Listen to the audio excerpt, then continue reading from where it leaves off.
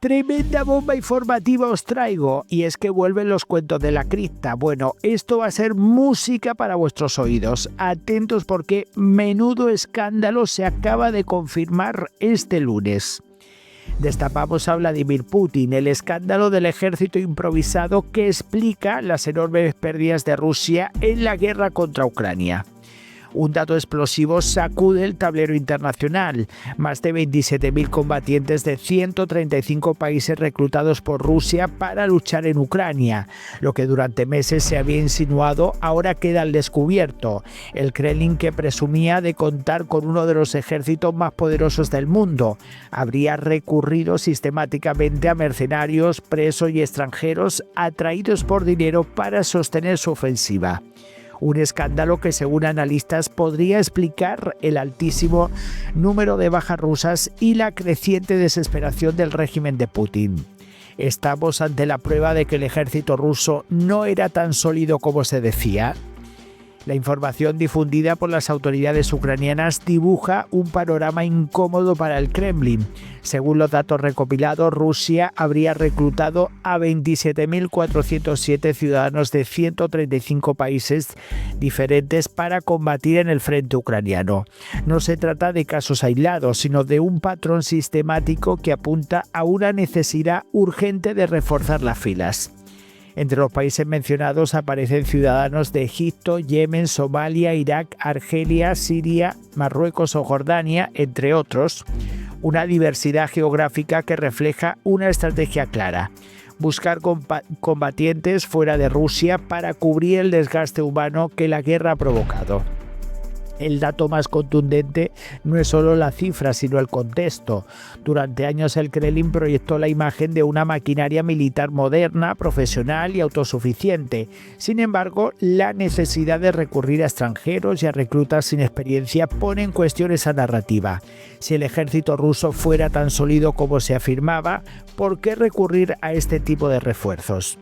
Además, el informe señala que muchos de estos combatientes fueron atraídos con promesas económicas, personas que viajaron a Rusia pensando en trabajos o en misiones limitadas y que, según testimonios recogidos, acabaron desplegadas directamente en primera línea, es decir, en los sectores más peligrosos del frente.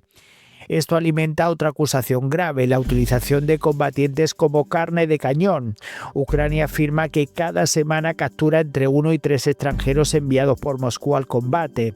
La tendencia, lejos de reducirse, continúa al alza, lo que sugiere que el flujo de reclutamiento sigue activo. Pero el escándalo no termina ahí. Desde el inicio del conflicto también se ha documentado el reclutamiento de presos en cárceles rusas. La combinación de convictos, mercenarios y extranjeros dibuja un ejército heterogéneo y, según los críticos del Kremlin, menos preparado y cohesionado. Esta situación podría explicar el elevado número de bajas rusas, aunque las cifras exactas varían según la fuente. La narrativa que emerge es la de un ejército sometido a un desgaste constante. Cuando una fuerza militar pierde efectivos a gran escala, necesita reemplazos. Y cuando esos reemplazos provienen de perfiles improvisados, la eficacia operativa puede resentirse. El programa ucraniano Quiero Vivir añade más detalles. Según el proyecto, muchos combatientes extranjeros capturados afirmaron haber sido engañados o no haber comprendido plenamente el riesgo. Algunos aseguraron que pensaban desempeñar funciones logísticas o de seguridad, pero terminaron en el frente activo. Esta circunstancia refuerza la idea de un reclutamiento acelerado y poco transparente, un método que, según los analistas, puede aparecer cuando un país necesita cubrir rápidamente pérdidas humanas. Otro elemento clave es el impacto político. La imagen internacional de Rusia como potencia militar autosuficiente queda dañada si se confirma que depende de combatientes extranjeros para sostener su ofensiva. No es solo un problema militar, sino también reputacional. Porque la guerra moderna no se libra solo con armas, sino también con narrativa, y esta información golpea directamente la narrativa del Kremlin. El mensaje implícito es claro: si Putin necesita reclutar en 135 países, el desgaste en el frente podría ser mucho mayor de lo que se reconoce oficialmente. También se abre un debate moral. ¿Hasta qué punto es legítimo atraer combatientes con promesas económicas para enviarlos a un conflicto de alta intensidad? ¿Y qué responsabilidad tiene un Estado cuando estos combatientes aseguran no haber recibido información completa? El caso adquiere todavía más relevancia al considerar que algunos de estos extranjeros permanecen actualmente cautivos en Ucrania. Su número sigue aumentando, lo que sugiere que la estrategia de reclutamiento no solo existe, sino que continúa activa.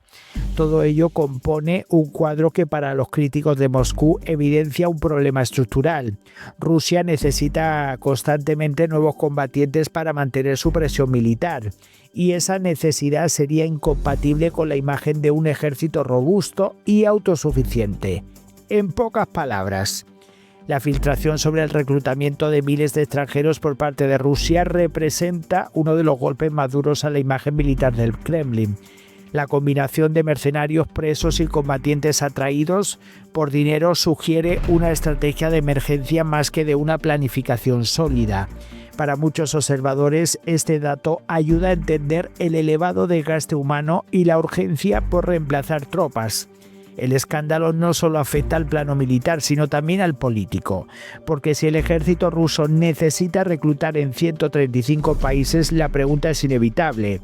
¿Está el Kremlin enfrentándose a un desgaste mucho mayor del que reconoce públicamente? Ahora llega el quid de la cuestión. El reclutamiento de miles de extranjeros demuestra debilidad estructural en el ejército ruso, o es simplemente una estrategia más dentro del conflicto. ¿Puede sostener a largo plazo una operación militar basada en mercenarios presos y combatientes reclutados fuera del país? Voy a leer vuestros comentarios, muchísimas gracias, dejen sus likes, apoyen al canal y nos vemos en el próximo vídeo.